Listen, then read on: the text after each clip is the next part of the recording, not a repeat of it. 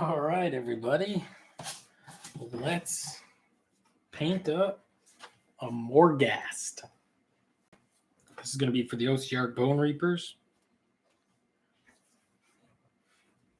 We're going to play with some of the scale 75 instant colors. I just grabbed a few out to try. Got werewolf brown, grizzly brown, and frenzy orange. So werewolf brown looks like the darkest. So maybe we'll do that for like his wings. I think grizzly brown, maybe kind of this lower part, maybe blend it up into this frenzy orange color. And we'll see what happens. So let's get out some little water bottle caps and see what we can get going. And of course, we got contrast paints and other paints we can use.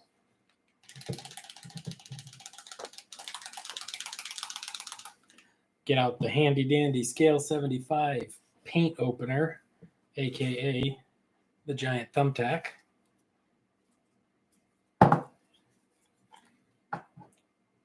Even though this has never been opened or never used, there's dry paint on it, so that's fun. Oh, this looks werewolf. Grizzly brown looks very red. That'll be interesting. It's almost like a purple. It's more purple than demon brown. If you've watched some of the other strains we've been using demon brown, so this grizzly brown looks like it's even more purple.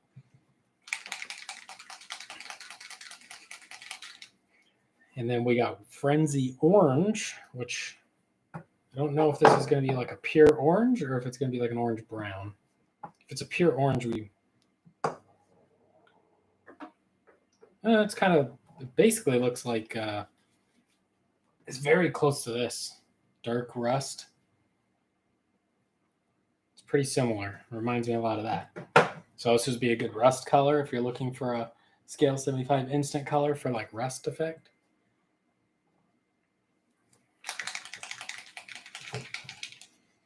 And then we got werewolf brown, which is maybe going to be a brown black based on the... Yeah, that might be nice.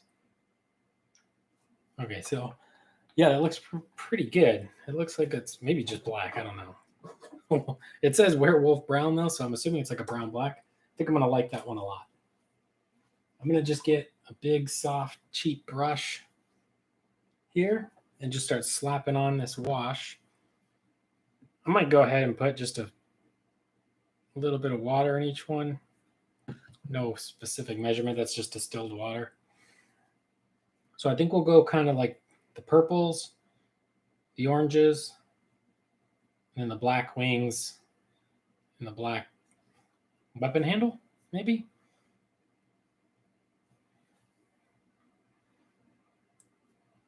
So let's see what we can get. So right off the bat, that's a pretty cool looking kind of purplish wash. I like that.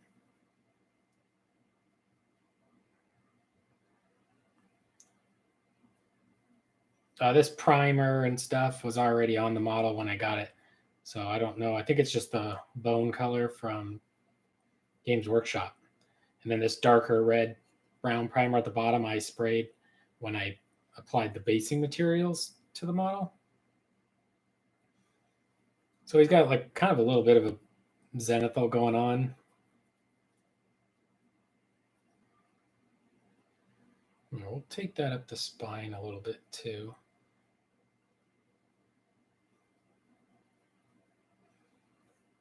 And we'll get the hips. Kind of just loading it on. There we go. And then we'll take our makeup sponge. This guy's kind of fragile because he's based on like magic, which I don't know how I'm going to do that yet, but just going to wipe away the excess with the makeup sponge. It's going to help us keep working because it's going to dry faster without all this excess paint. And also it just leaves a nice kind of stain effect. Kind of increases our zenithal highlight. Now we'll kind of mix this, I guess, orange. I don't want to go maybe, oh, no, it's probably not too bad. So we'll sort of mix this orange, maybe even put some of it into the hip area. Mix it with that purple. Try to get the arms.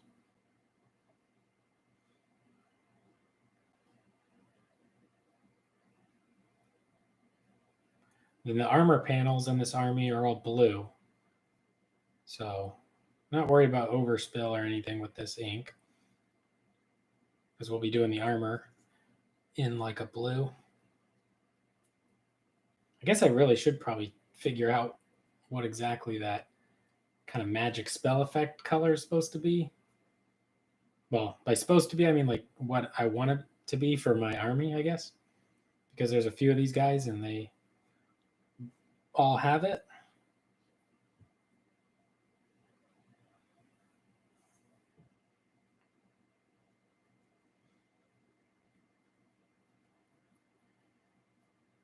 Maybe it'll just be this orange color mixed over whatever this green color is that was already put on this model. It's probably like Hex-Ray Flame or something, or some sort of green contrast. But we don't really use that in our color scheme so far. So I don't mind covering it up if I can. Some of it shows through, that's probably fine too. It's one of those models where you're gonna have to stab your brush into hard to reach places. So don't use a brush you care about, because it's very damaging to your paintbrush to do that sort of work. Bring some of this orange down into there. That's cool. And let's, I guess, try this black brown kind of color.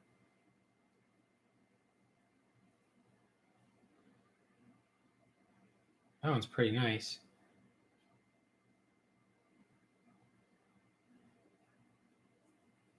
Kind of hit the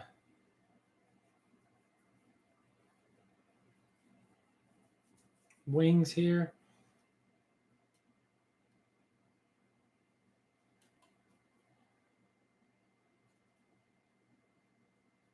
Yeah, I think that one's a winner.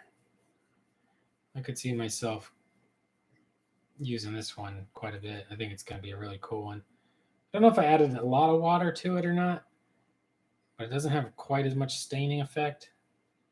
But it might be because of the water I added. But I like that tone. It's like this really nice shadowy black brown. Very cool.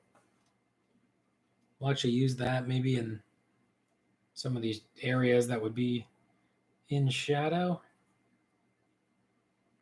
like under the arms, maybe under the chest here. Cool. Maybe we'll even hit that tail with it a little bit.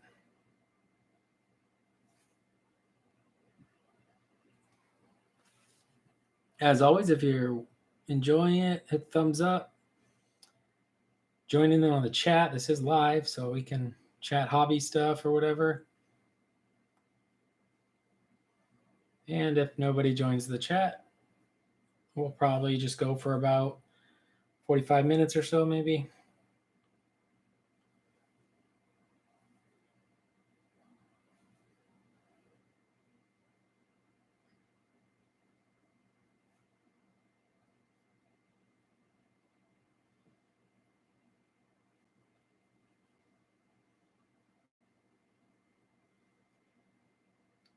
All right. Definitely some cool stuff there. Let's take our sponge and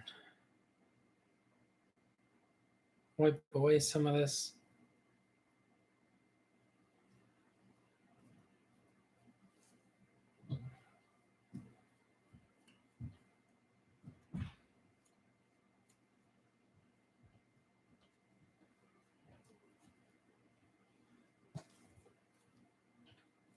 Maybe get a little darker in the hip area there.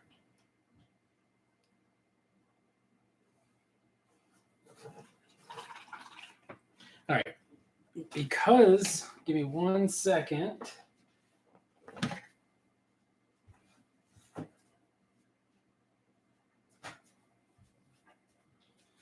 Because I have 2 of these guys and I put too much paint in my little cups, I'm going to go ahead and just knock out this one as well. But we'll go back to just working on one in a second. This is just me not wanting to waste all that extra paint in my little cup.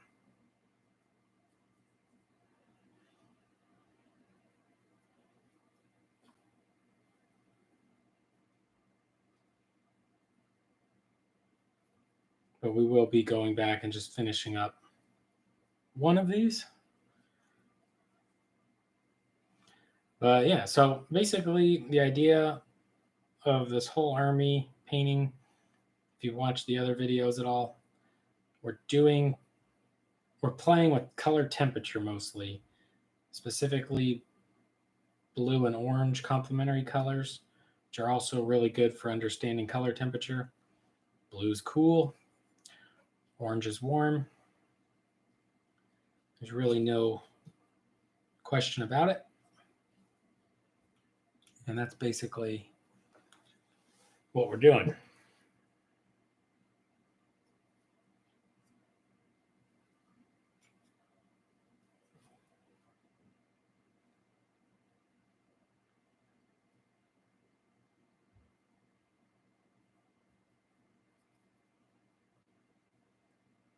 If you Google temperature paintings or burnt sienna, ultramarine blue paintings, you can get a lot of good examples of what artists do when practicing temperature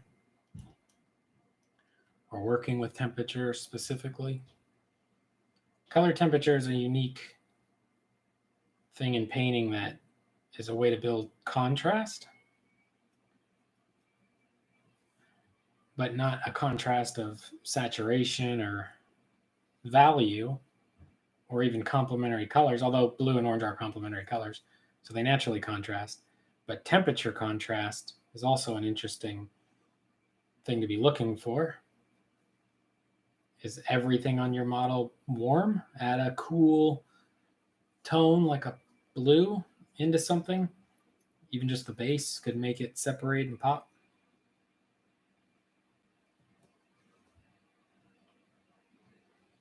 We're running out of our orange here. We didn't quite get all those details, but that's fine.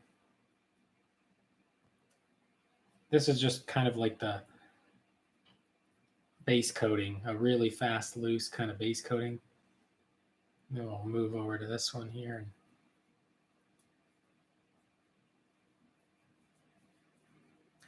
The reason I'm doing the wings, I think, darker, or not I think, but the reason I am planning on the wings being darker is I think there's going to be like magic going on between the wings. So that's another way to build contrast. I'll put some dark next to where the lightest parts are going to be. Then that makes the lights look lighter or the brights look brighter. So just another way to get some contrast into your model.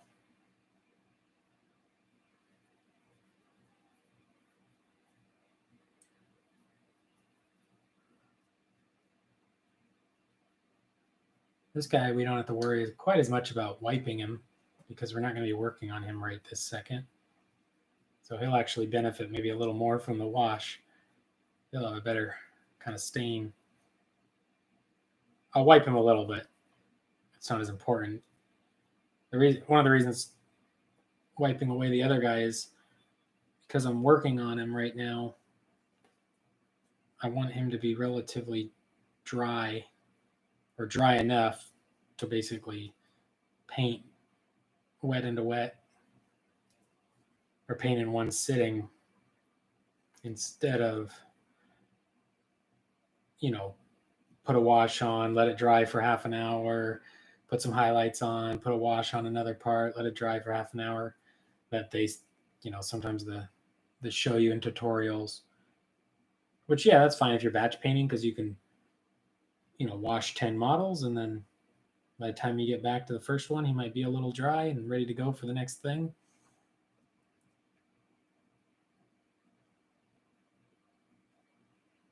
But in this case, it's not ideal.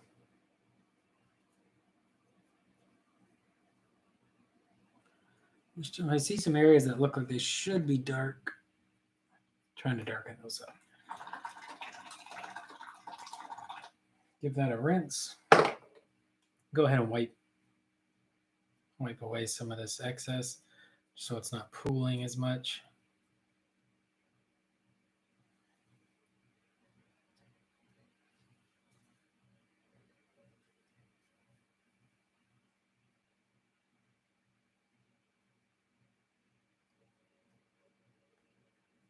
And there we go. So just putting the washes on him just because we had it out there. But we're going to set him aside and go back to our other one,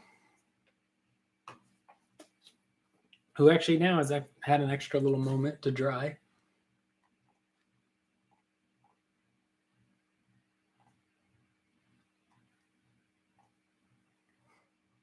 So that's nice. We'll give him just one more second. I'm going to grab a little sip of my beverage here.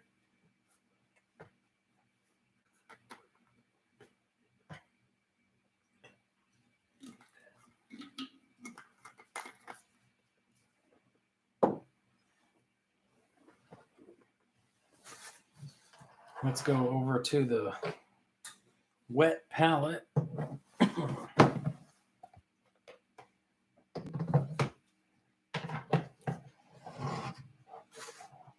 Set this up for us. Try to get it in frame decent for us.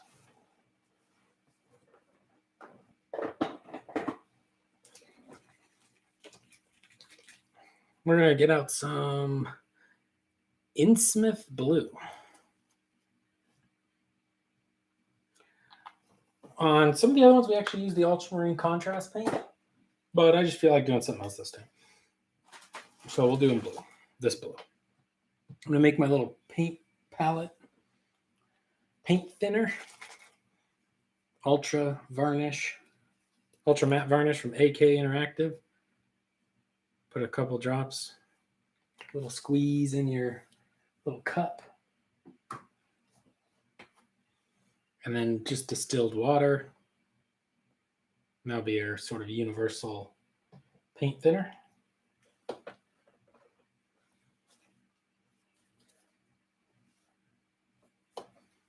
Give that a little stir. And we got some kind of darker blue here. I don't remember what it is, but we'll start with that darker blue mixed with that blue we put on. And I think we can block in some armor plating.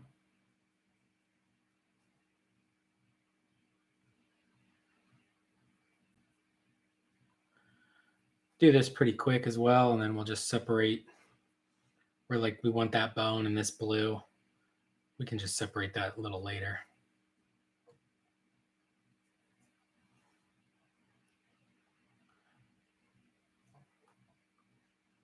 We'll try to be relatively clean around it, but not stressing. This is just early base coating.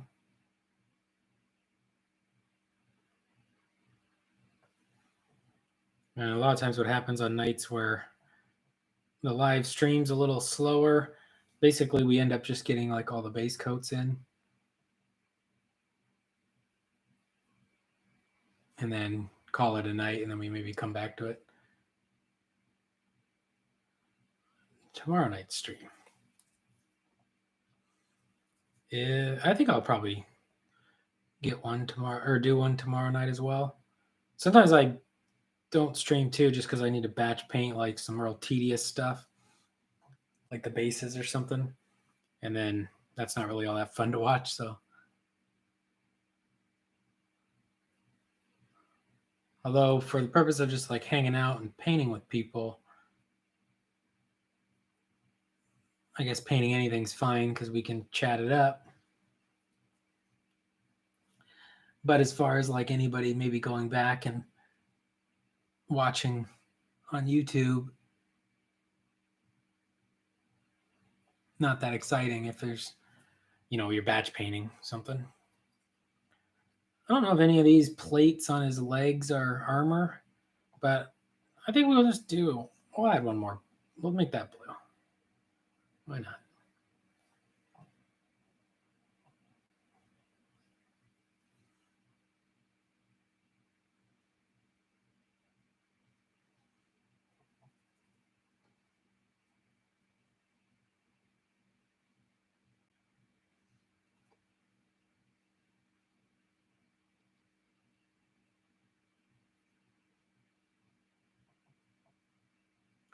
So next Thursday, I'll actually be on the Dwarven Forge Twitch stream,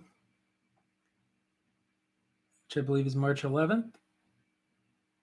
So if you follow Dwarven Forge on Twitch, you'll see me over there chit-chatting with them about the current Kickstarter, Ghost Tiny. You can find it on Kickstarter. It's live right now. I think there's about 1 week left. And over 1,500 backers. So it's going very good.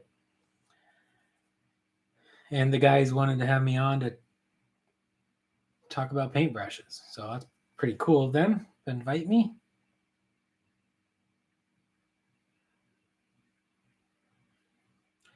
And I think I'm going to keep the camera just set up like this just so I can paint on their stream.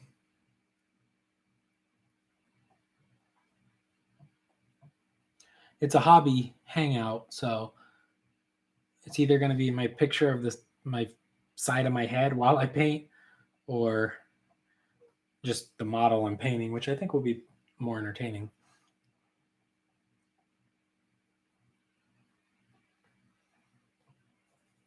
Feels pretty neat to have the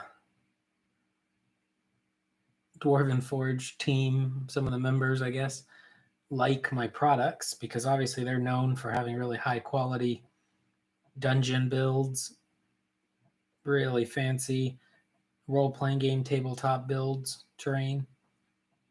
They're preparing for their next Kickstarter as well, so it's super cool to promote mine, and by having me on when they're obviously going to be busy with their own stuff. There we go. Get this one.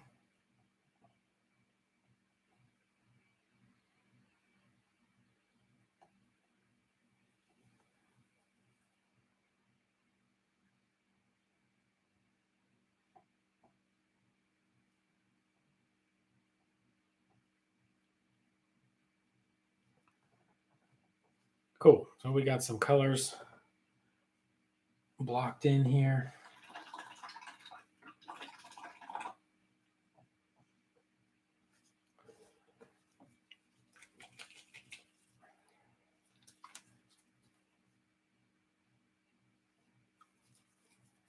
Gonna take ice yellow, Vallejo model color ice yellow.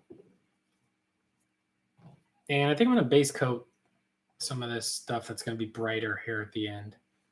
I was doing it with this cadmium skin color, but just trying to mix it up a little bit so the models are a little different and keep it kind of fun and exciting for me.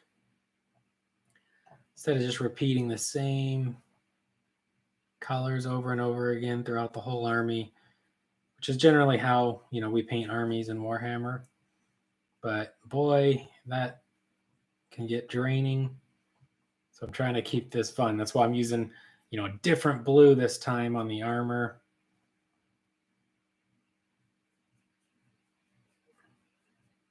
Base coating the magic weapons differently.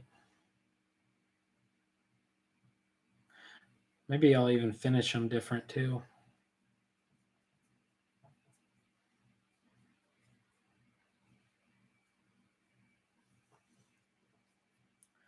So we'll get that magic weapon done. There's like a gemstone on his chest.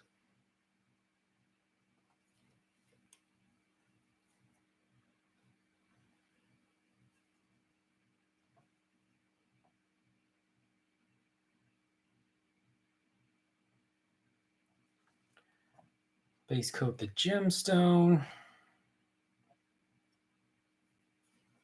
And we'll sort of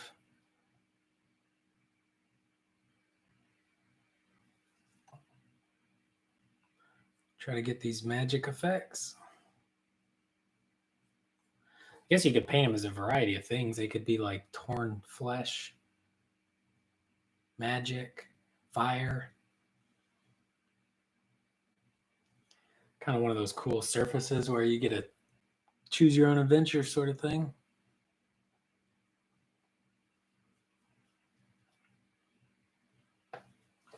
And I think we're going to actually just make it this sort of bright orange color that we've been doing on some of our other weapons. And like I said, what I'm doing is I'm trying to really push temperature contrast. So a lot of oranges, a lot of blues. But, you know, different oranges and blues are fine. Desaturated versus saturated.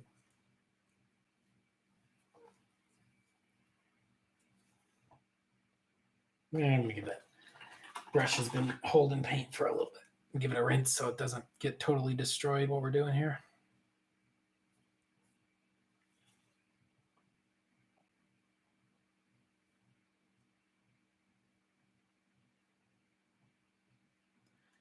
This will probably need a few coats, obviously,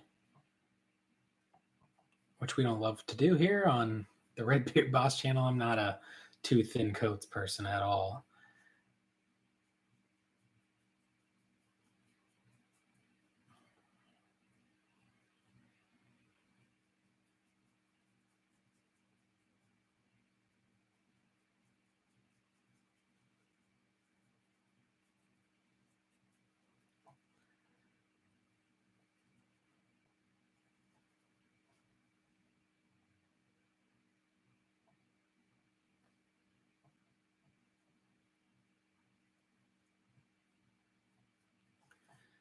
And we're going to have to figure out how to kind of get in between the wings. Make it look decent.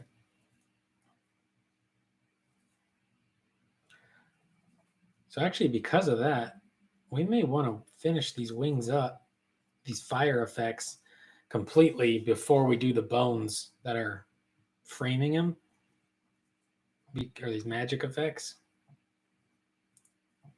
Or, well, either way, I mean, if you get any of the magic effect color on your bones, you could go back and fix it or vice versa. So it's not that big of a deal, but I'm just trying to figure out.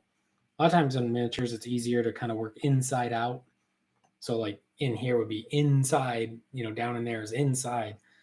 So if we could maybe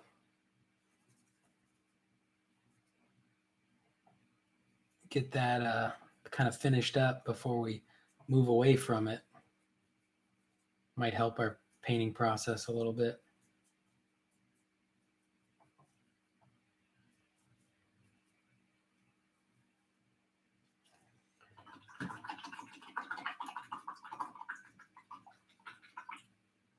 What up, chimerical wolf? What's going on? Yeah, we're working on more of the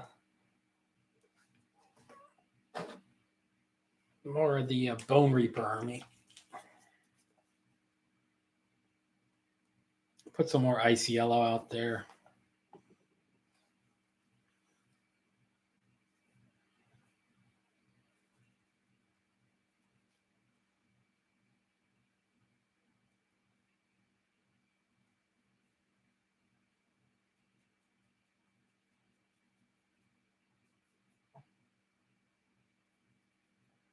Let me know in the chat what you're working on.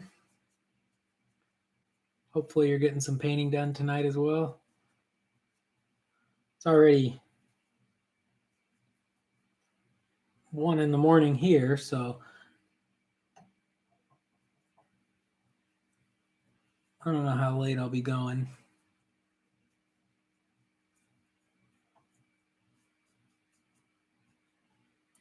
I am usually up late, but Saturday I want to maybe be up at like 9 p.m. or I mean at 9 a.m. So maybe even a little earlier, 8:30 probably. So I need to try and adjust my sleep schedule a little bit tonight and tomorrow.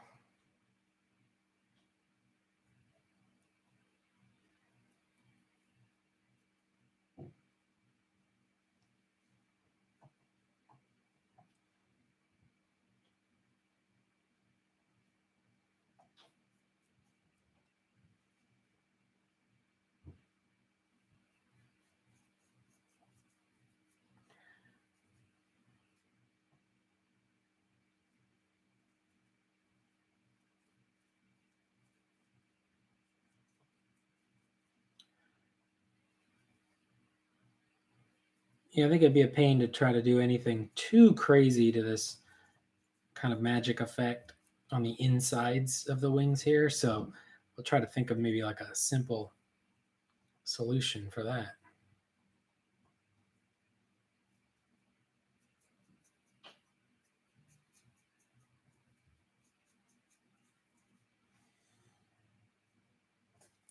And we still do have some of that initial wash wet on the model. So I'm occasionally hitting like a pool of orange wash that hasn't dried yet.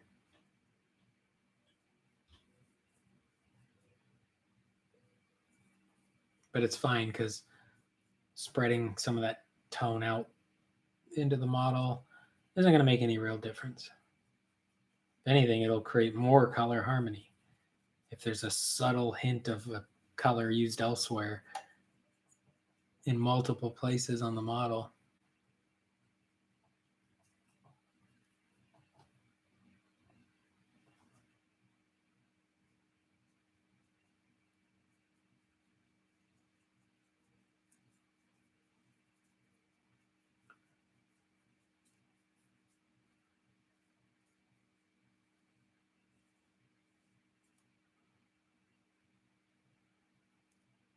There we go. Just probably going to need to let that dry for a bit.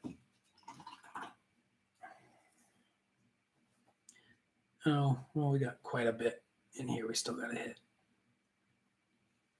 That area definitely has wet instant colors still. So I just tinted it all pink. That's okay though. As long as it's getting brighter, it's fine because that's what we're going to need. We want our magic effect to really pop, and then we won't care as much about what the rest of the areas around it look like.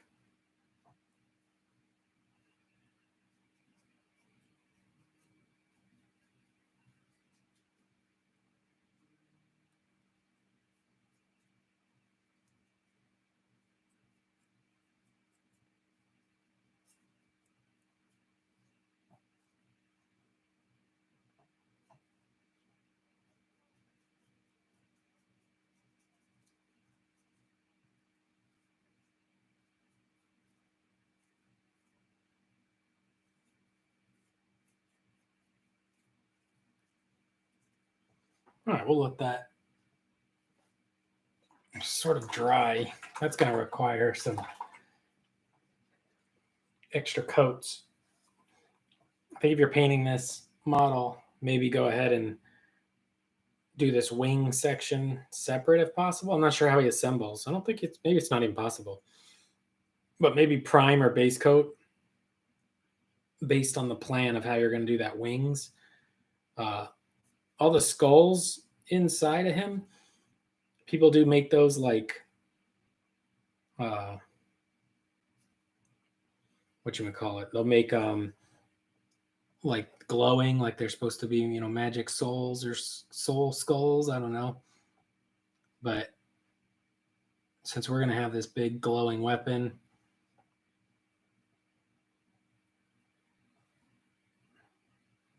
and the big glowing like flaming wings, we don't need the skulls inside his body to be super bright. We'll actually just darken them up and try to get less attention on him. So we'll let the washes that pool in there kind of stay in there. Maybe I'll hit that right now.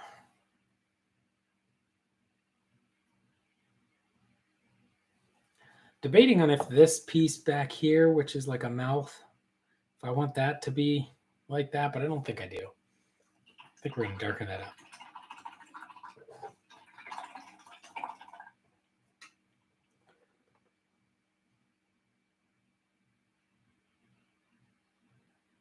Oh yeah, I feel you on that. My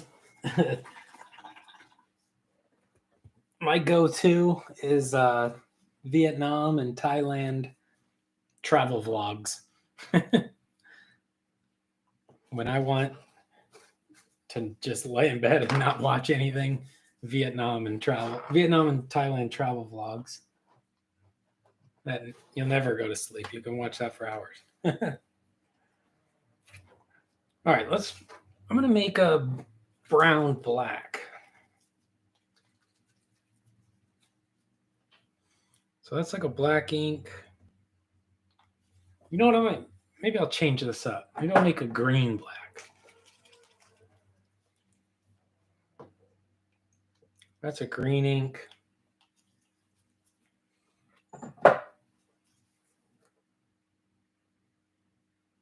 Green and black ink mixed together.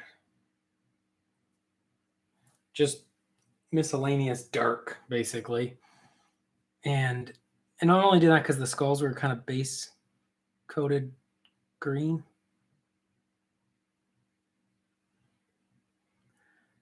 You know, I honestly think I could have went more black on this, but so we're gonna try and darken up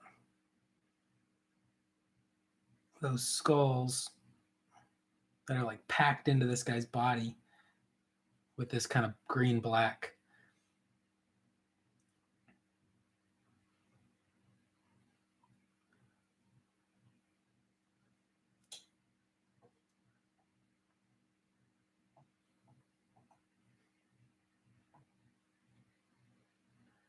It's a good way just trying to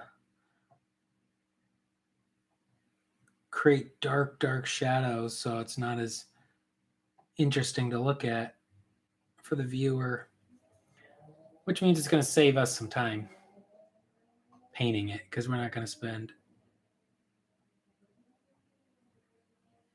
a bunch of time painting all these little skulls that are like packed in between these other bones.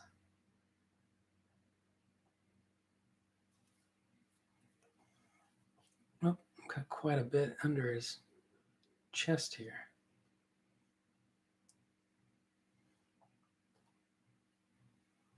I'll make sure I use a greenish bone color on him.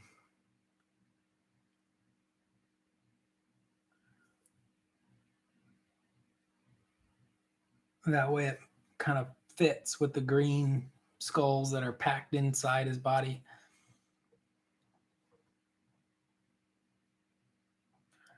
There's not like, well, it would be a big pain if you were going to try and paint every last one.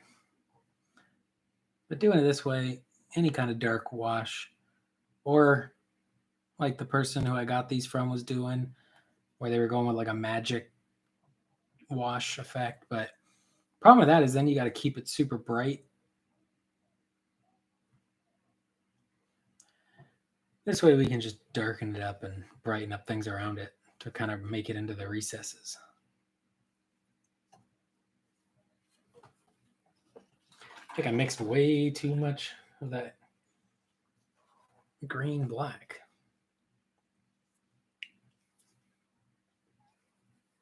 I'm going to go back into my blue here. It looks like I didn't actually hit these leg panels very good. Where my paint was too thin, so it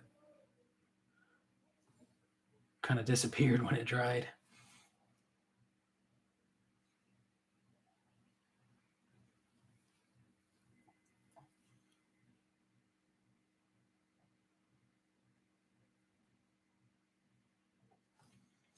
This is a model you probably could hit with like a dry brush, base coat dry brush.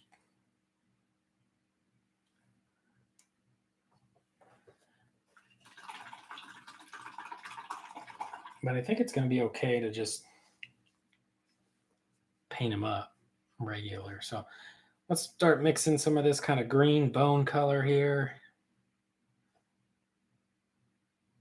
Put some highlights down the top of these kind of thigh bones that we're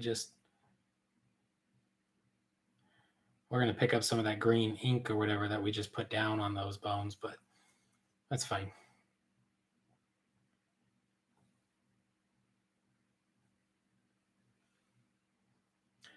Hit these ribs a little bit under here. Oh, definitely hit the neck.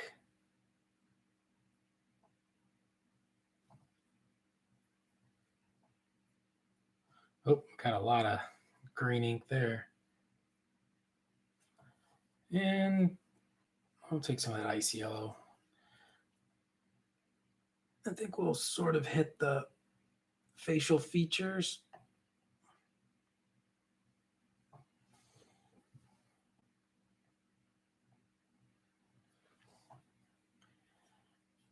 Oh, there's still some orange wash in there. You can kind of hit maybe the hands too.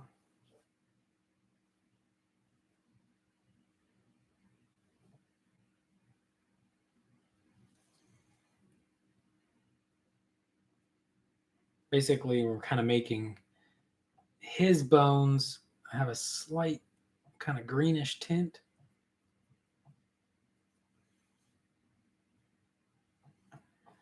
Then we'll take some of that and we'll mix in some sort of it's called African shadow. Maybe a little blue in there too. And that'll sort of be our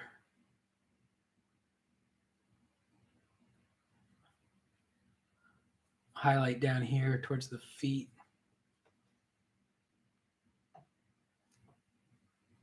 Yeah, there's probably blue there too on his kind of jock strap or whatever.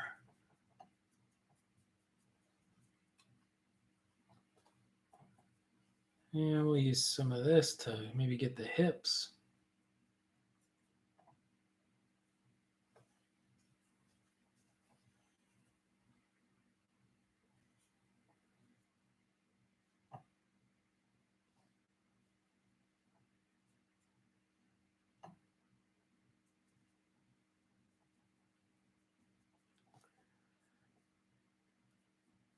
Cool. Good. Go back to our blue. Hey, what up, John? How's it going? Let me know what you're working on. Hit the thumbs up. Thanks for joining. We're working on a big flying skeleton with a halberd. It's actually a battalion for these guys in the book. For both kinds. I think I like the other kind better, but sometimes,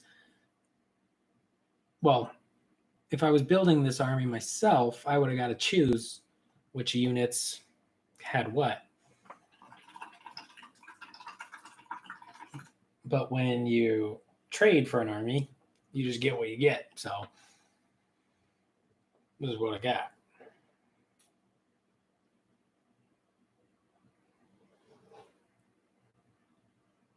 I really want to darken up this weapon here. The weapon handle itself, but I don't know if we need to do that yet. I think because we still have quite a bit of wash still wet on them.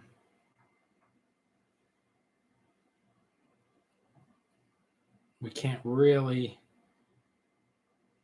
pick out all those little details just yet.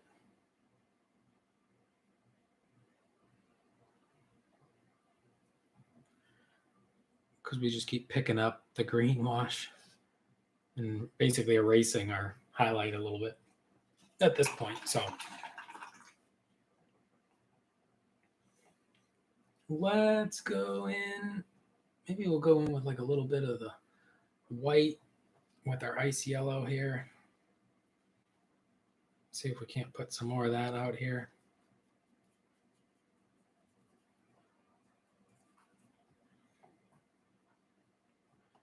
Try to cover up some of this.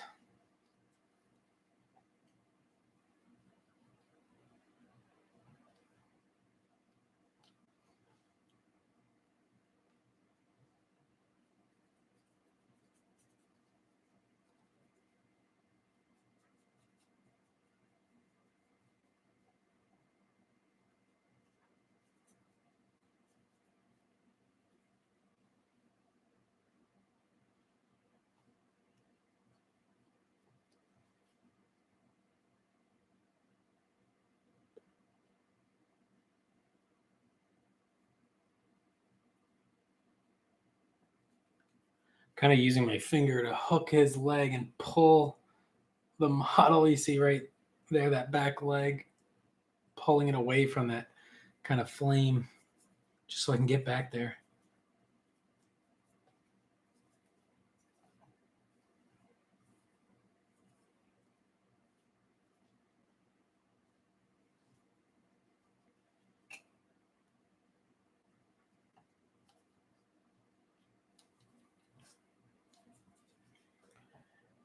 All right.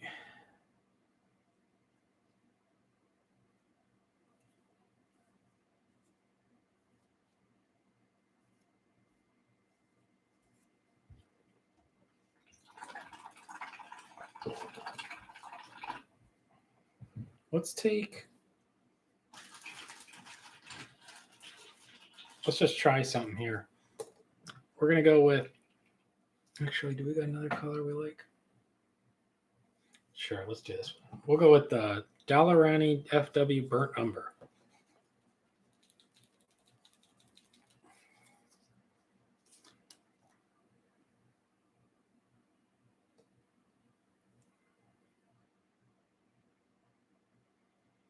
It's a little clogged.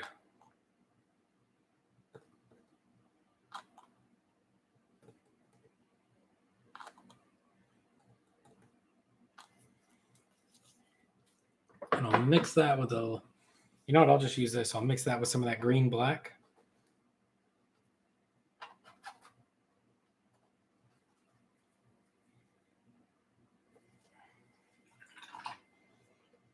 And we'll hit that with a touch.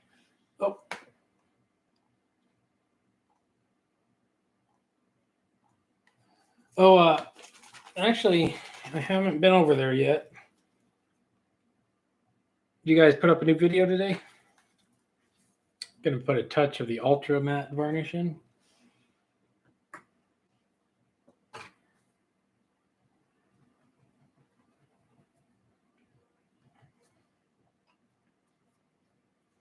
Yeah. What the heck?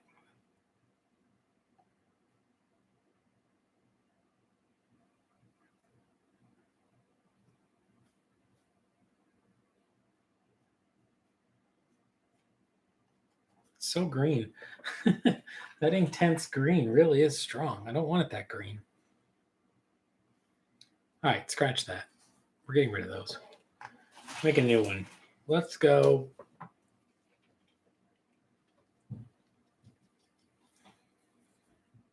Transparent burnt sienna.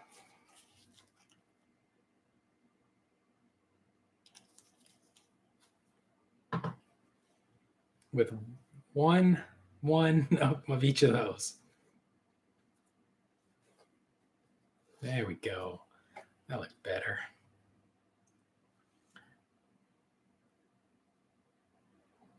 I'm gonna warm up some of these shadowy areas. Maybe we'll get the tail here. Basically darkening and putting kind of more shadow into some of these recessed areas that are kind of looking bright. that I think would look better if they were just kind of darker and in shadow.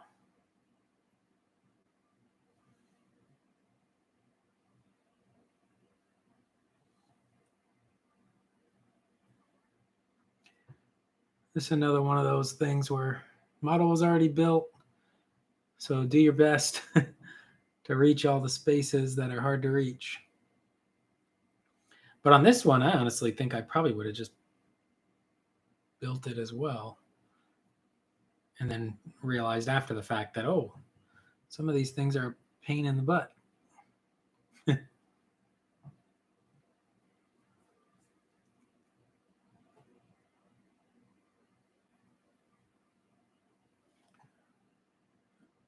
I probably didn't need to do what I just did on those arms.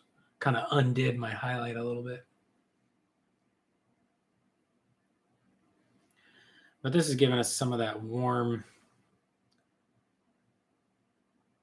kind of bone color back into some of our areas.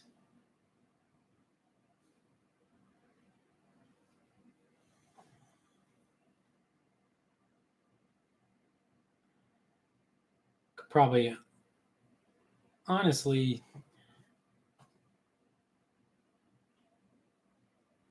just wait till this dries and dry brush some of the bone colors over, some of the bones, clean up the blue, and he's probably going to look just fine. But since we're on stream, we'll keep going a little longer and see what we can do.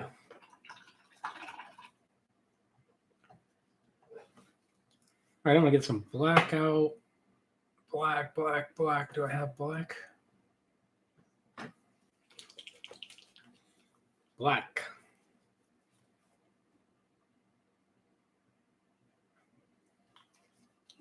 Oh, kind of got my palette off camera a little bit. Dark brown. Do we have a dark brown?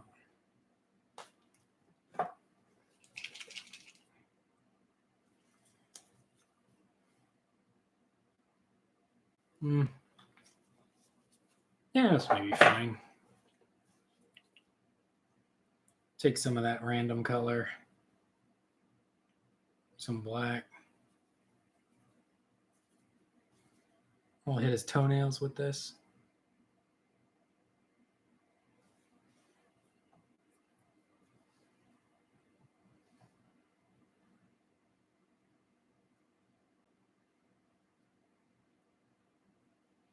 Did you guys... Oh.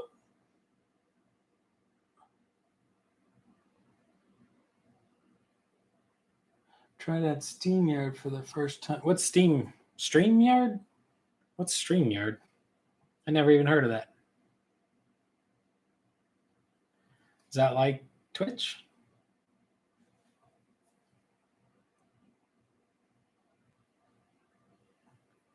Competitor to Twitch, maybe?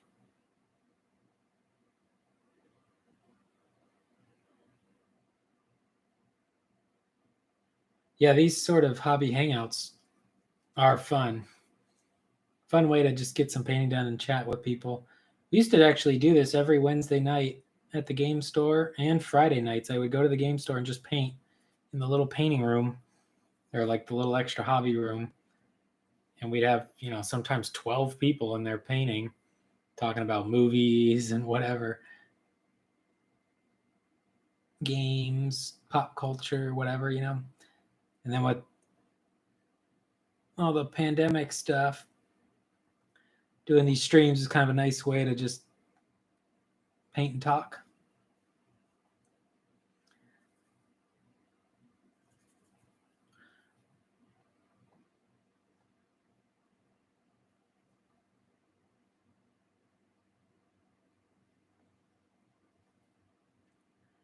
I think we can actually take maybe some of that black, maybe a decent amount of this, maybe some more black, maybe a touch of that black, green, whatever. Kind of wash the weapon handle again.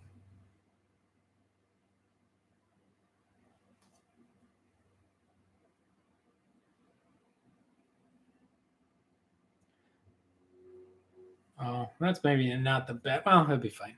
So maybe I shouldn't have used this color because what I probably should do is use that same color, which is basically the color I'm using on the weapon handle on his fingernails, the color that I just used. So maybe if we go more black.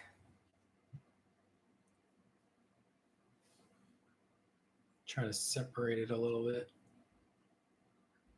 Or we just make his fingernails a little different color than his toenails, which is fine too.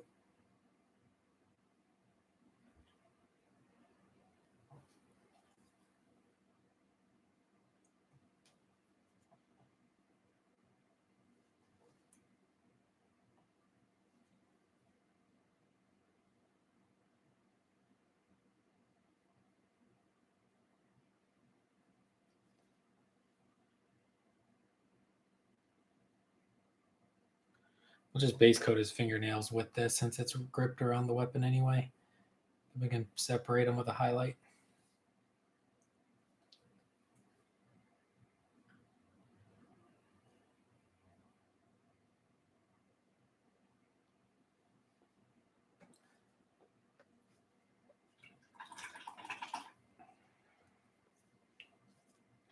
All right, let's get back into some of the more bone tone. Try to wet this area.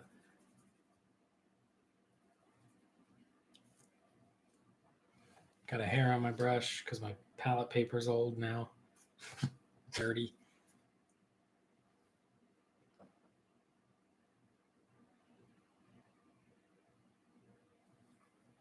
Oh, wow. So you can stream on YouTube, but have multiple people with their cameras and stuff going?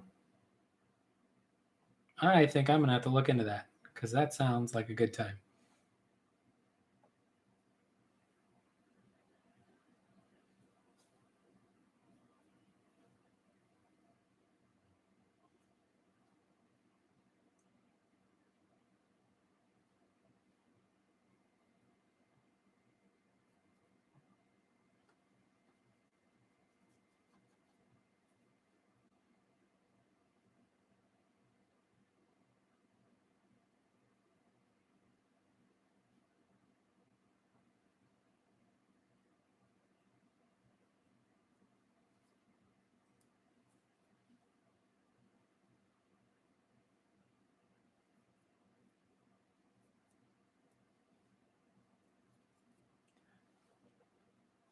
StreamYard. All right, yeah, I'm definitely interested in that. So I actually have a buddy who was talking about maybe starting something. So maybe he would be interested in joining me. Or yeah, to have guests on and we could paint and hobby or whatever. That'd be cool.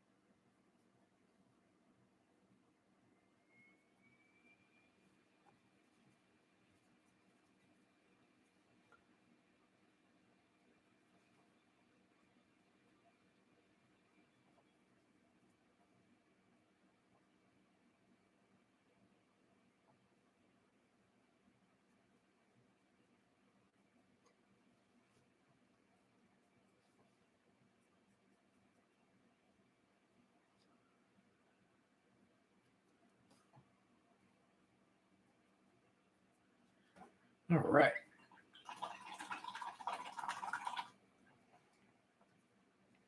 I'm going to add some white to the palette.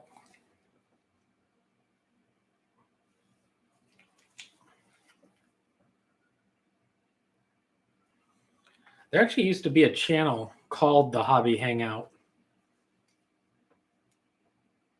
And they used to have, yeah, like a whole bunch of people on there painting and talking and hanging out and working.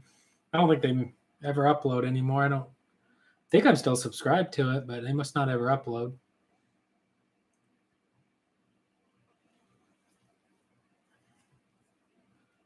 Yeah, that sounds like a nice tool.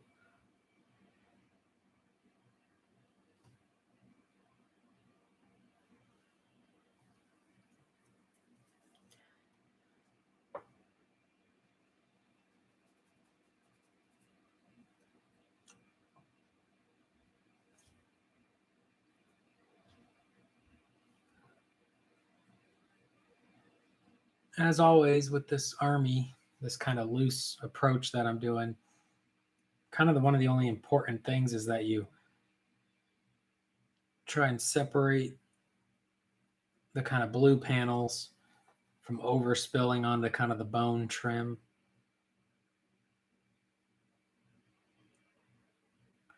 Doesn't matter if you have colors all over the place, but you separating the blue and the bone is where it's going to look less, or that's where it's going to look the sloppiest, if that blue is all over the bone trim next to it. But if you can just separate that one part by cleaning up where that blue got onto it,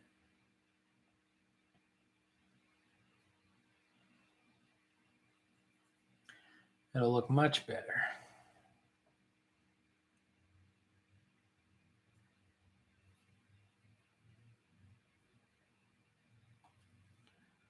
And we got quite a bit of trim on the helmet that we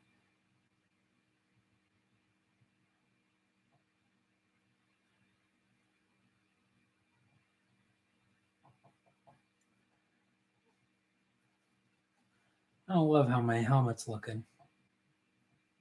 I'm going to go a little sloppy here and I'll just clean up the blue later. I need to make some drastic color shifts on this helmet to make it even remotely interesting.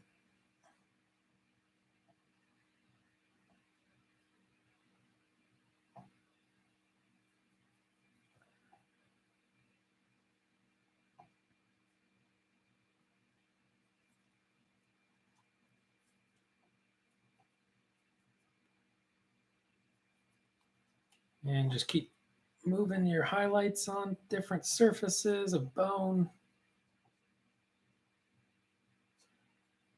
And it should look okay.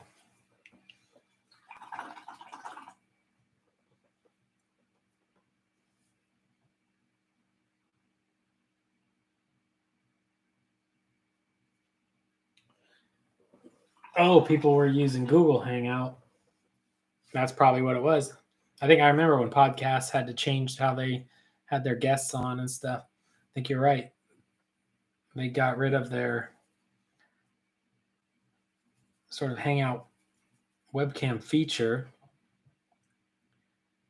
And then Zoom, nobody really had any idea about it at all, because this was before. So yeah, that's probably why they didn't just immediately jump over and start using another program.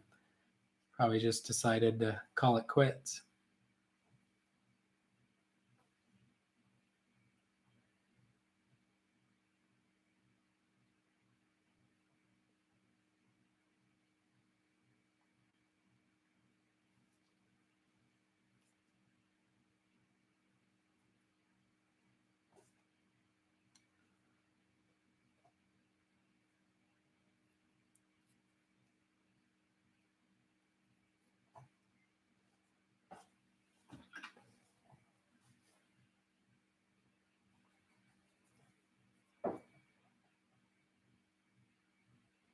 Ugh.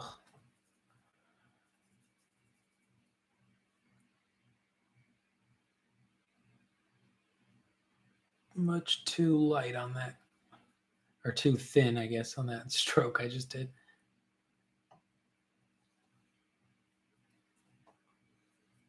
Still definitely picking up the weird pools of green ink.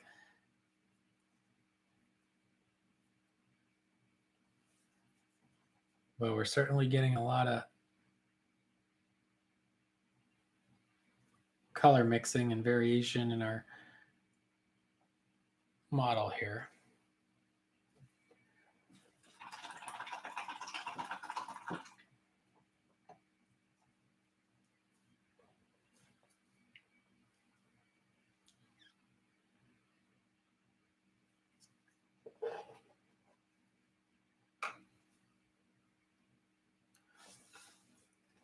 Well, let me take a drink. Yeah, so basically we're just problem solving on this one here, and then we'll just try to 75% repeat it on the other one.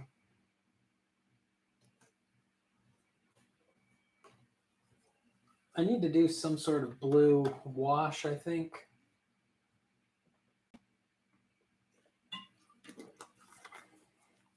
Ooh, my drink is warm.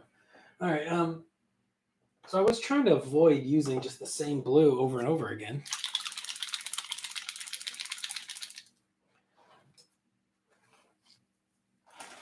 So what I'm going to do, I'm going to jump in with the ultramarine contrast blue, which I have used quite a bit on my armor and stuff, and that's fine. But I'm going to, oh, where did I put my paintbrush?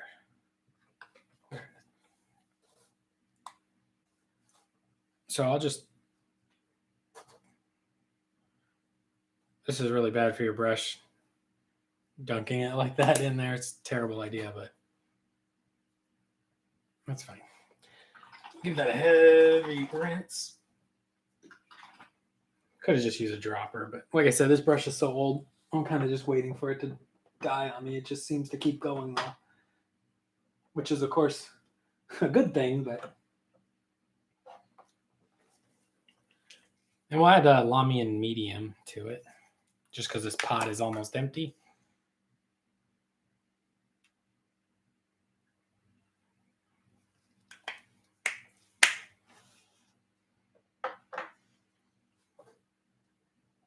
And we'll stir that up.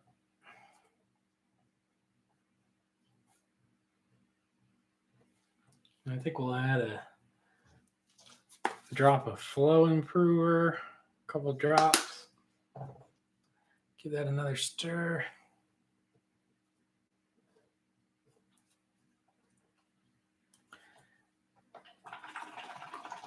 I'm going to rinse all that extra first. I'm going to put a couple drops of water in there too. That might have been too much. There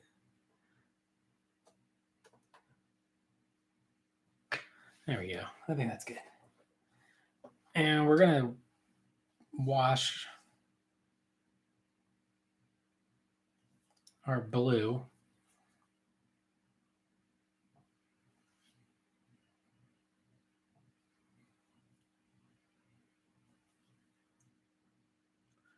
That way, hopefully we get kind of towards a blue tone that we like. Maybe some of the effects of how the contrast paint reacts. Certainly closer to the blue of the rest of the army. It's like almost like glazing. We're resaturating up the blue a bit. That way when we go in to highlight it with kind of a desaturated gray blue, there'll be some separation there.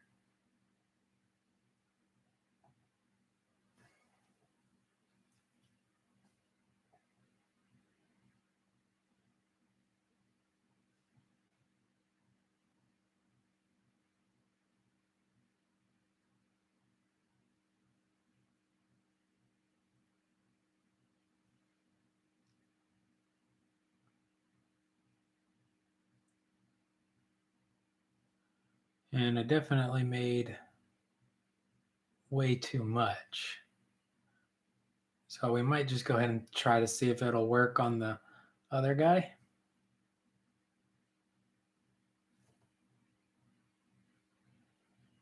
But it's pretty thin, so I don't think it actually will. But we'll go ahead and use it on him just to use up some of this paint so it's not a total waste.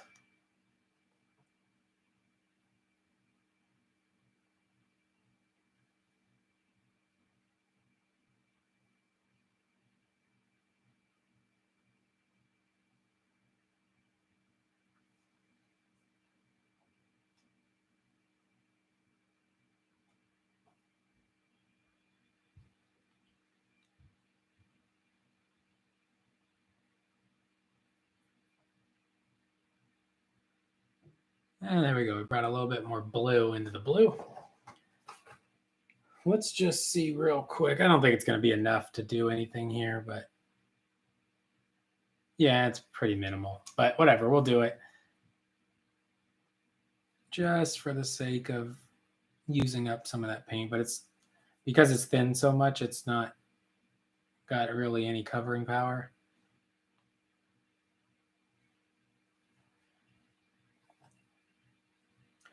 But maybe this will save us a little bit of time somehow when we get to this guy. I don't think it will, but at least.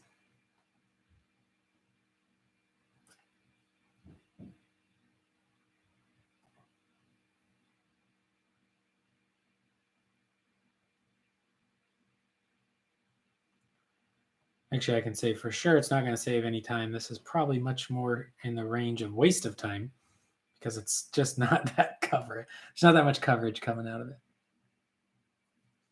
But the choice is, or waste time putting it on this guy right now, or just let it be totally wasted.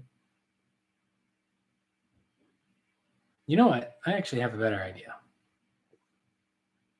All right, so that didn't do anything. That's fine. We'll let that dry. Absolutely not important. My better idea will be taking my ultramarine blue in a dropper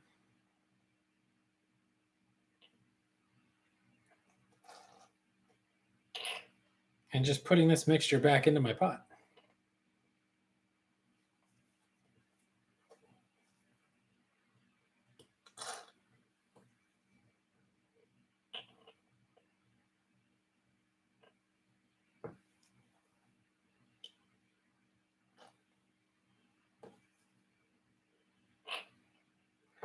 Because this little bit of thinned down ultramarine blue, when added back in to that pot, is not going to greatly affect that pot in any way. And that way we don't feel like we totally wasted all that blue.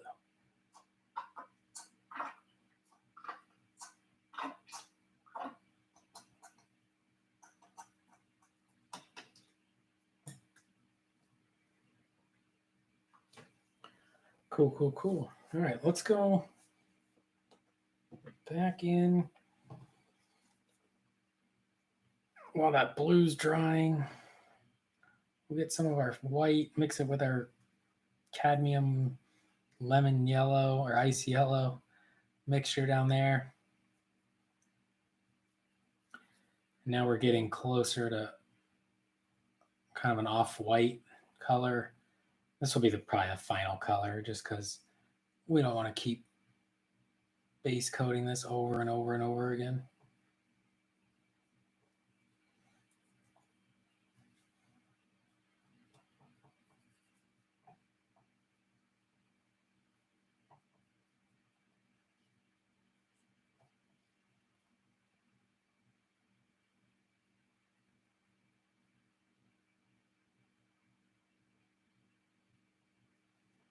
There we go.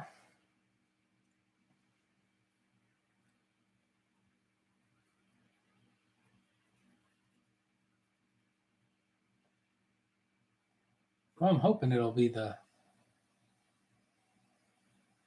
maybe the last color, but you know what? Some of this area might still be too dark.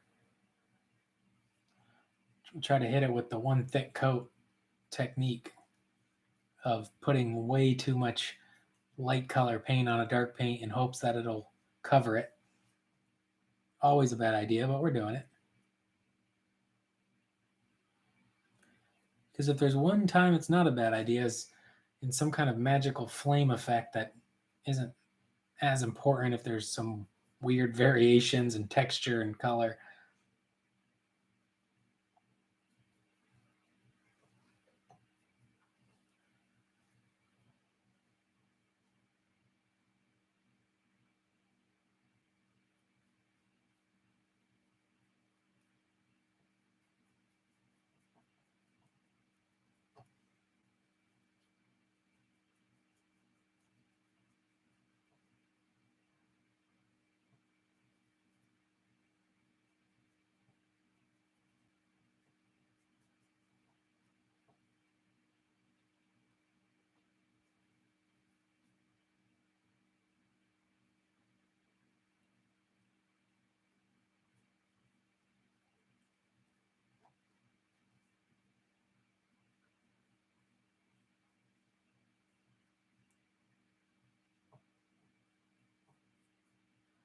Even though we went a little different route with our base coats, oh my god, this darn thing's foot just doesn't stop touching this fire.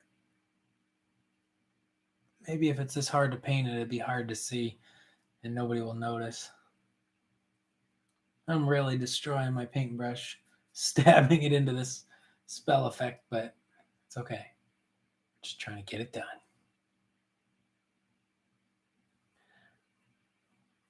I'm doing a bit of a different base coat here, but I think I'll use maybe the same washes for the fire effect or the magic effect. Oh, thank you. Yeah, I think it's coming out pretty good.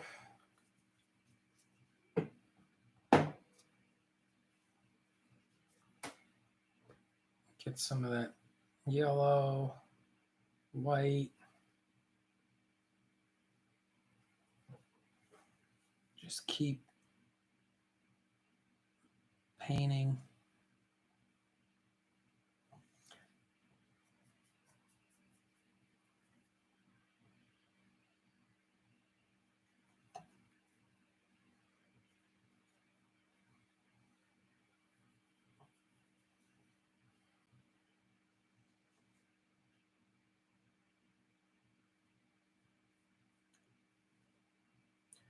Yeah, I'm glad I didn't paint any of these wing bones yet. I mean, I did that initial wash on them and it looked pretty cool, but it'd be so tedious to pick out all these little magic kind of effects between the wings if you were trying to avoid getting the paint on the wing itself or the bones of the wings or fingers of the wings. I'm not sure exactly the anatomy of it, but this way's, I think, going to be much easier. Just get all this spell effect done and then carefully pick out the bone around it.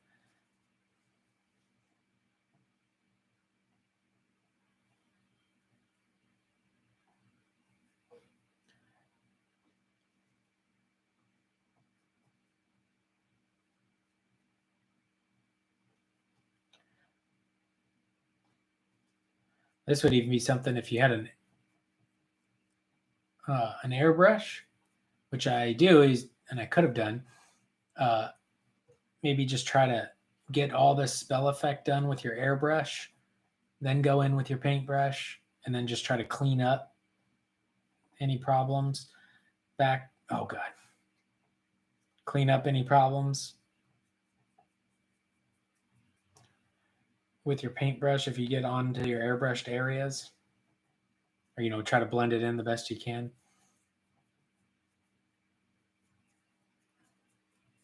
That way you could knock out. I mean, how many times have I had to do coat after coat on these wing effects because the primer color, my wash color were dark or darker, whereas you would just save a lot of time maybe if you just blasted all this area with your airbrush and then just painted the guy.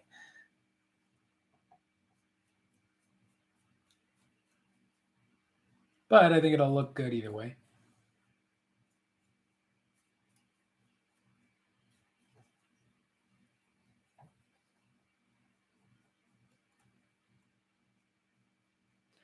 There we go. So we'll actually wash that with like a bright orange. Or no, red ink. That's what we've been using, a red ink, and then we kind of turn it orange. So I don't know if we'll get to that right this second. I'll show you. Here's the catapult with some of the oranges painted in. They don't really make any sense on like the power shovel or the power hammer. But that's just kind of the colors I was using on the other guys. You can see I kind of went in and hit their orange spears with some highlight.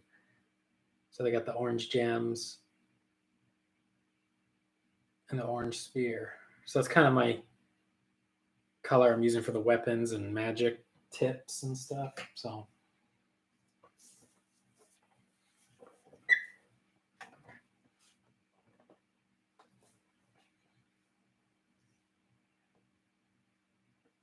I think we can get out,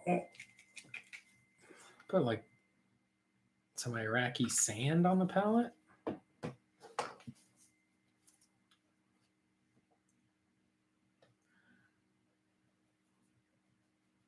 It's got kind of a nice sandy bone color.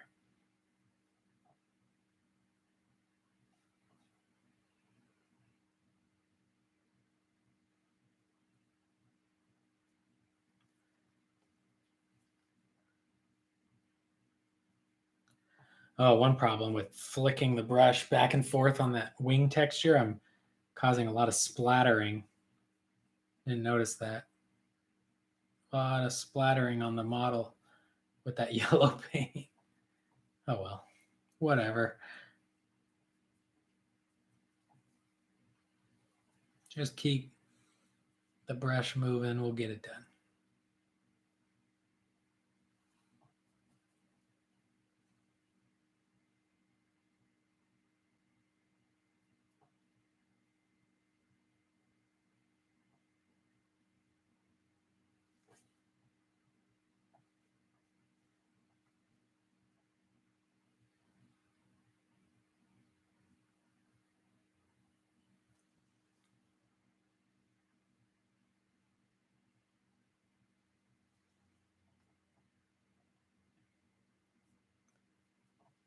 And we still got some problems with the neck bones, but we can just keep kind of highlighting at them and eventually they'll kind of clean up and work their way.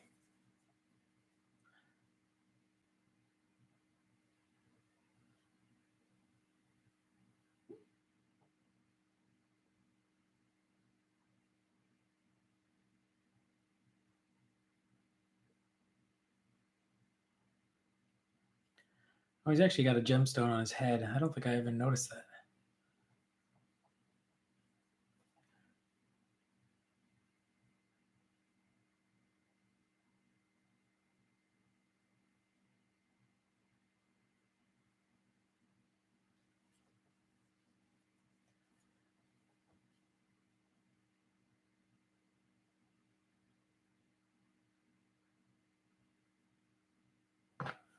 I think what he needs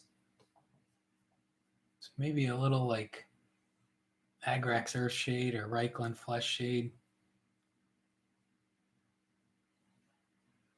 Some of this bone area is just so small, it's not getting much of the variation, even though we're using a wide range of colors.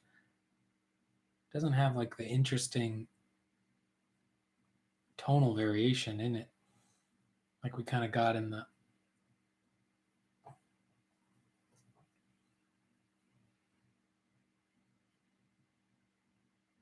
other models.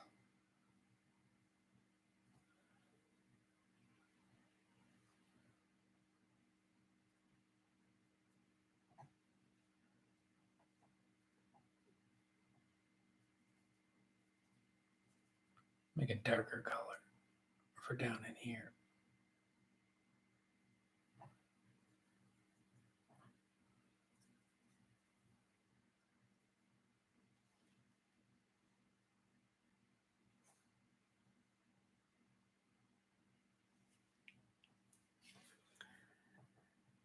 That's probably not a bad idea. Maybe I hit him with another range of washes.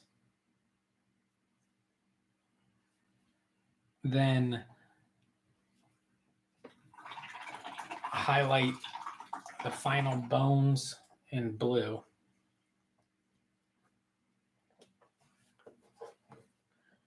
I think that'd probably be a good idea. So what do we want to see? Bone wash colors?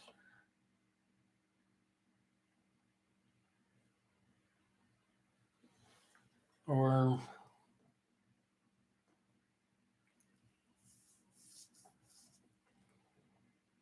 if you want to start doing models, get a can of Rust-Oleum black primer or red brown or gray.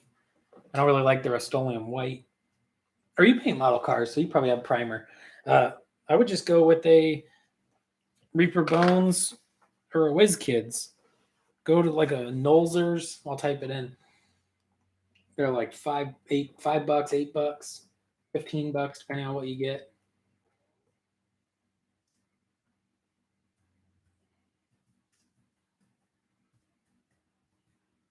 If you look up Nolzers WizKids miniatures or WizKids Nolzers D&D miniatures, get like one of the monsters, something a little bigger than the little like barbarian or the wizard.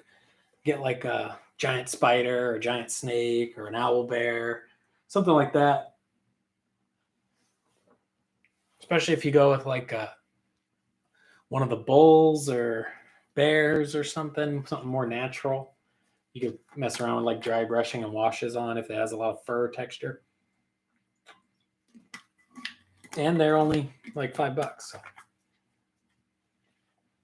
And I think that if you already have some paints with your model car stuff, if not, maybe just get, one bear model or monster and then like 3 or 4 paints.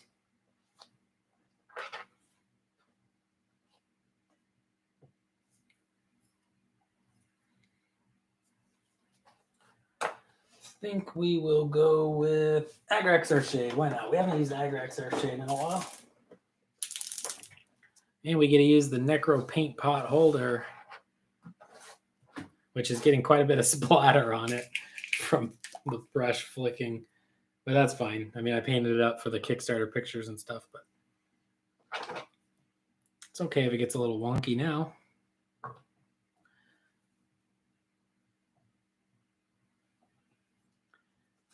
And we're going to put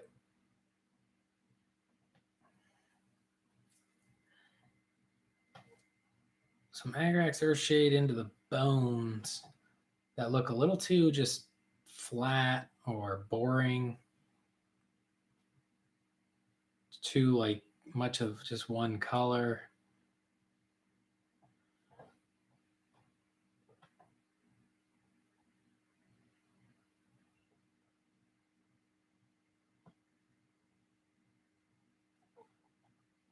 Areas that are in shadow and too bright. Areas like this helmet that are just simply way too boring.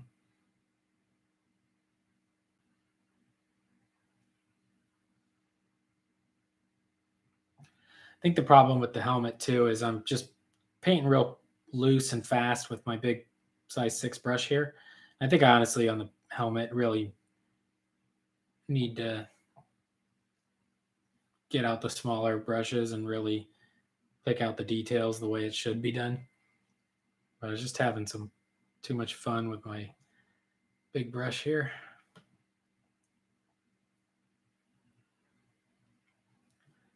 And heck, we've been doing it on the others. Maybe we'll even panel line some of this model too. So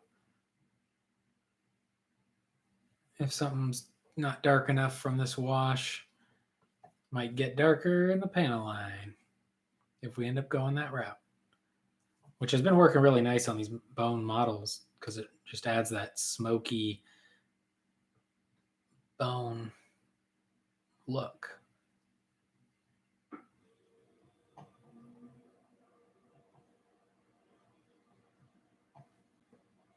Yeah, I think this Agrax Earthshade is a nice fix to what was going on. And what was going on was some of our bones were just looking boring. Now I think he's got something better. I think he looks actually a lot better.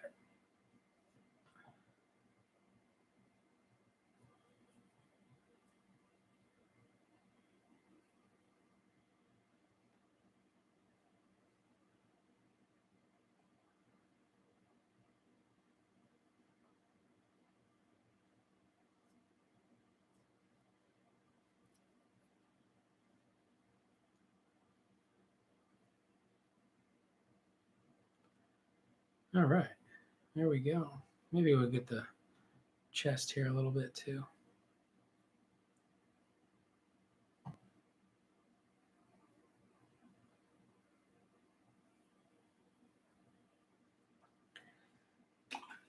I think that was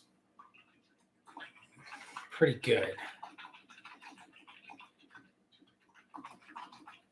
Necro paint pot holder, you did it again. So awesome. Love that thing. We don't need to use it right now. All right, we'll go with the red game ink. Oh, 4 a.m. All right, man. Have a good one. Thank you so much for joining.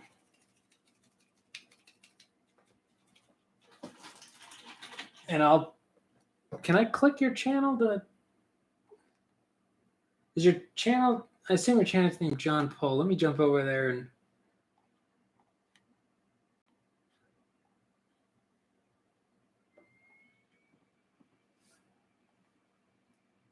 Try to get over there and.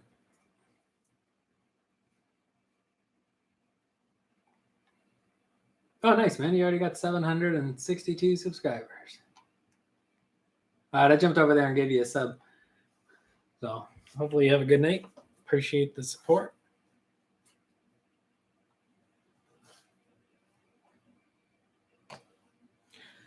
Oh, we actually have one more gemstone that we didn't do.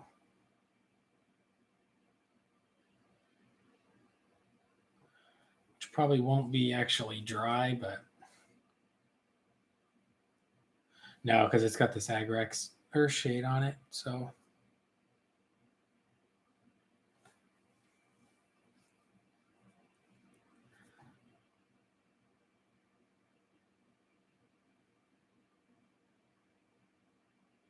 I'll hit those gems a little bit, but we might have to just.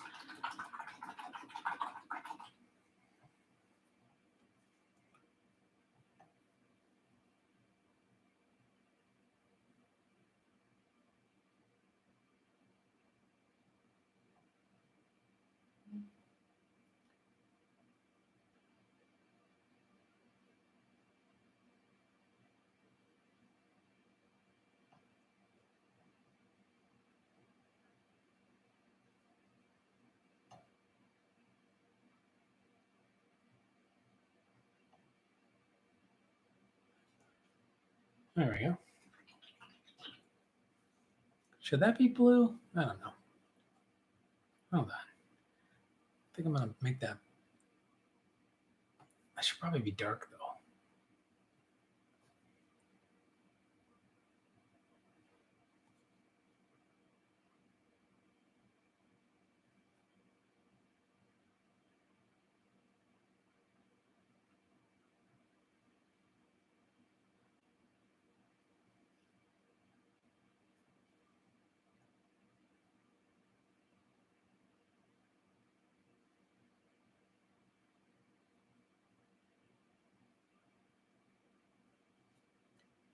Alrighty. We'll try out some of the red ink and then probably just call it there while all that dries. There's a lot of paint on the model, and once we hit it with this red ink, there's going to be even more.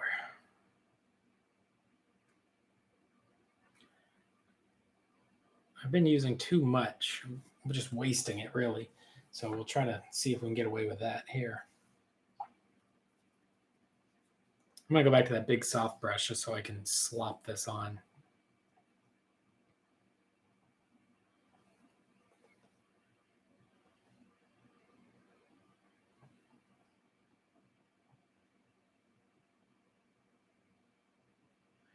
If you only have the ghost paint brushes, maybe the size 1 dry brush would be okay for this.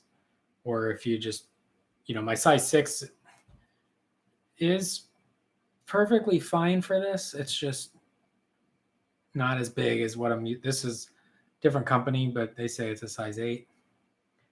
So it's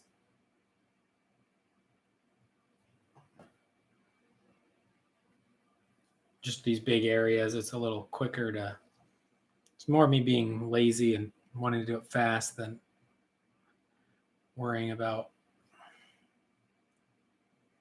anything else. Trying to knock it out in as few brush strokes as I can, especially after all that base coating it over and over and over again. Problem though, this brush doesn't hold much of a point.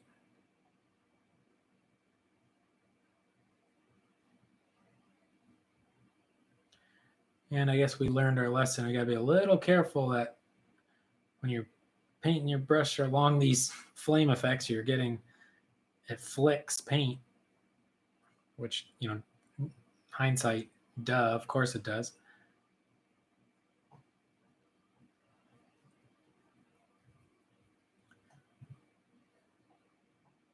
Or of course it would, I guess.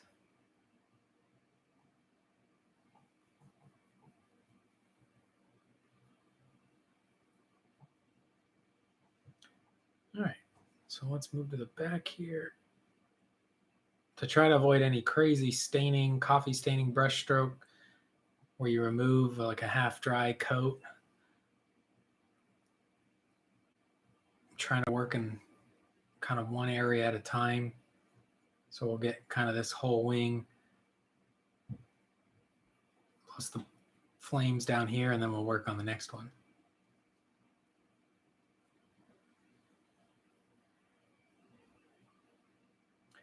There's going to be some variation in our finish because obviously we didn't have like the perfect base coat. But you saw it. We did it quite a few times. Apparently I missed in this area quite a bit. Hopefully the red ink will just stain it enough that it goes away. It's hard to see that area anyway, so hopefully it's fine.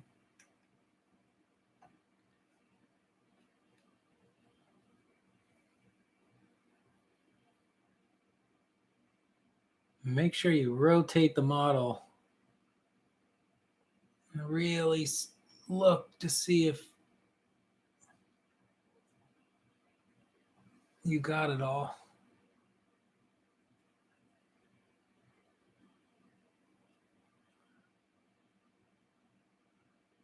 But as always, we can clean it up in our highlights.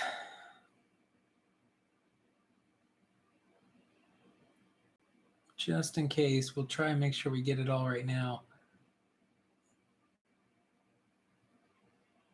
There we go.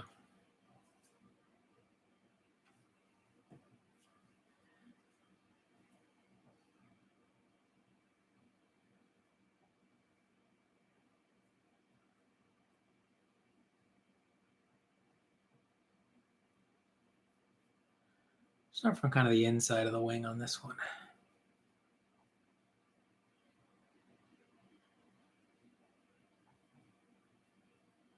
You could attempt some OSL here, but a lot of times that just looks awful. It only looks good in photos that people Photoshop the contrast with most of the time.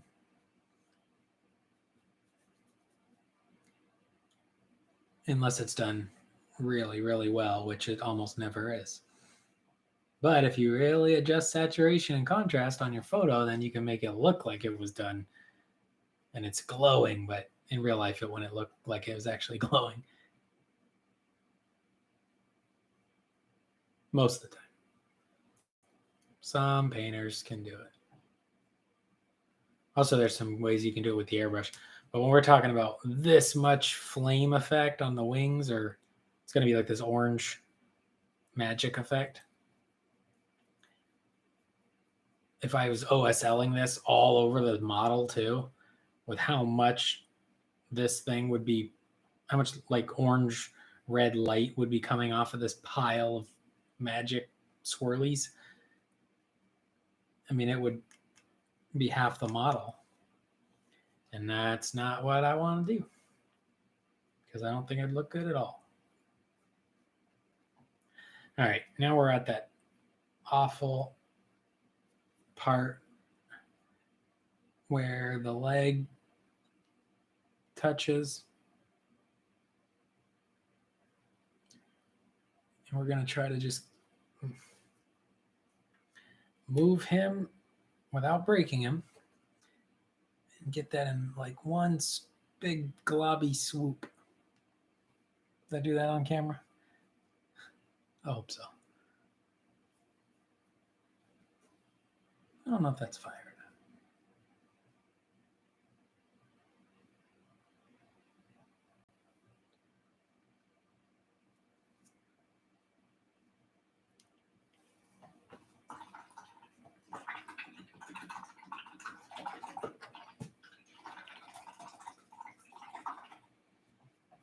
Give that brush a good rinse. We'll get out the size 6 here for just a second. Hopefully there's enough on here that we can hit enough of this red ink left that we can. Oh, come on. There's 2 gemstones. I don't want to put out another drop.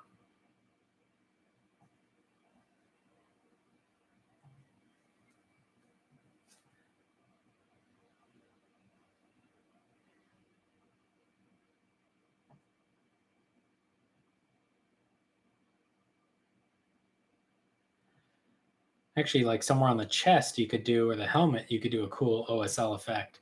But if you're talking about like these giant wings, I think it's better to maybe just not even try. Just because the potential of it looking like doo-doo is high.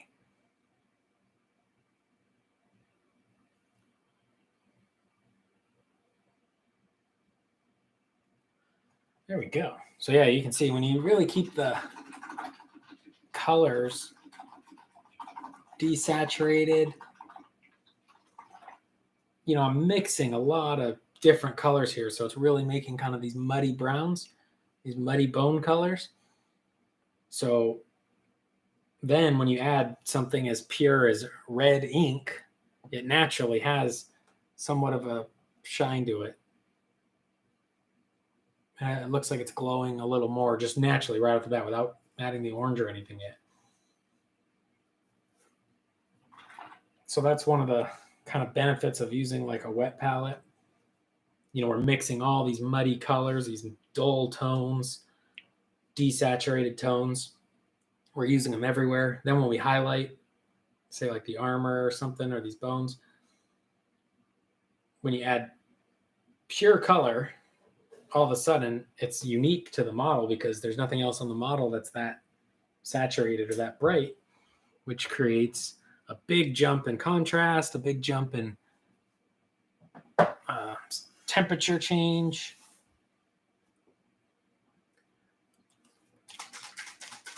Get another little bottle cap. Actually, we'll just use this one because it's about to be out anyway.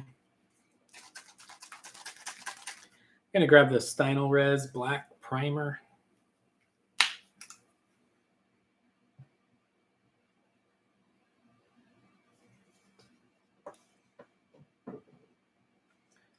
Get your biggest beat up brush that you don't care about at all, because we are painting sand and rocks.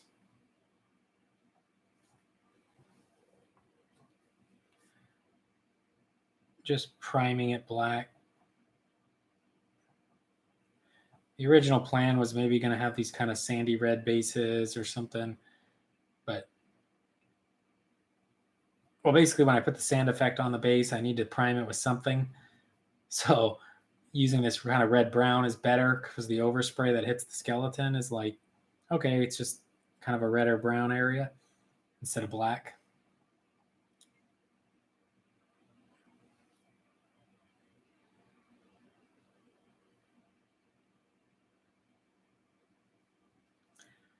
But figure probably should get this done now. Yeah, invest in some big, crazy, cheap brush if you're going to be hand painting primer onto bases or terrain even.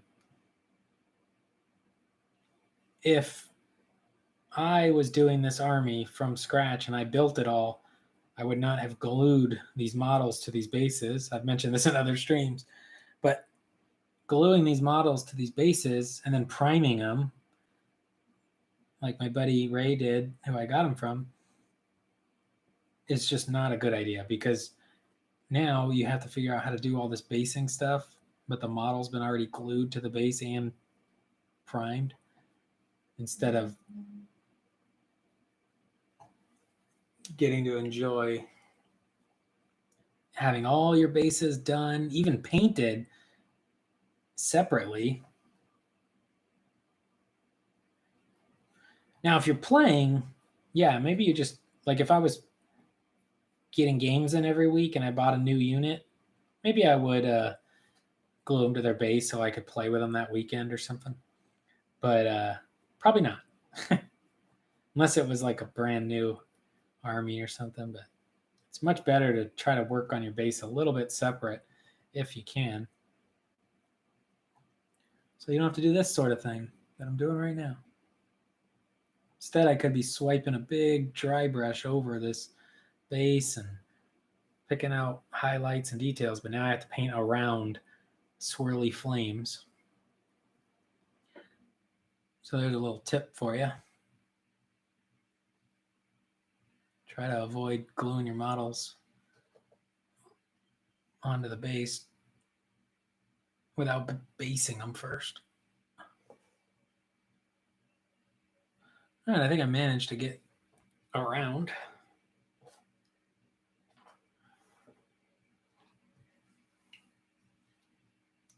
And with just the remaining black paint in here, I'm going to go ahead and try and start getting in these little areas under these rocks and stuff.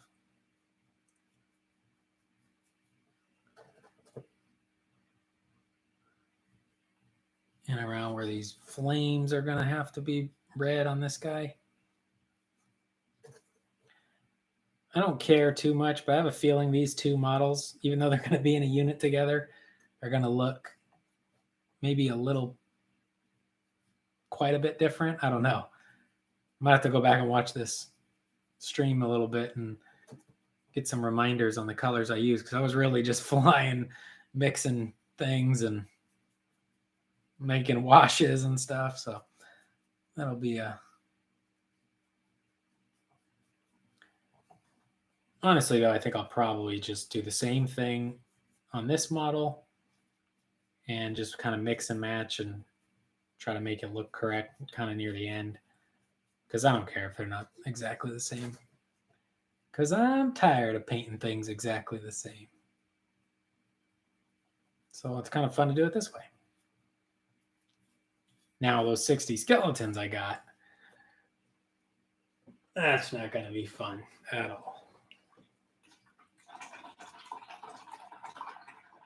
All right, let's move this guy to the side. Rinse off all that primer. Those big brushes, you got to make sure you really give them a good rinse.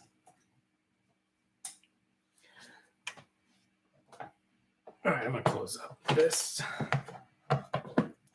We're throwing away bottle caps. Got a whole bunch that are going to dry up and need to be thrown away. So yeah, like this catapult here.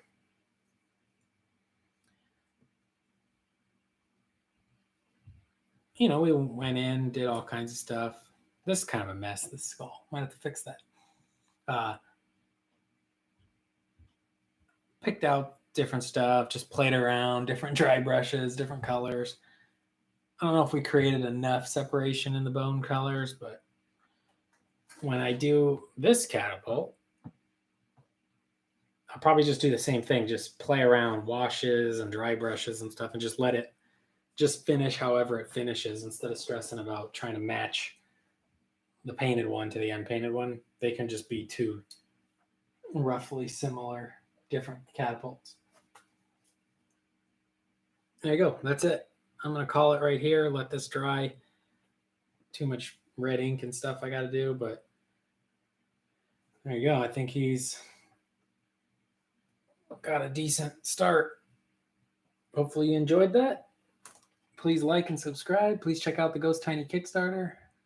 Comment the videos if you have any questions, and I'll see you in the next one.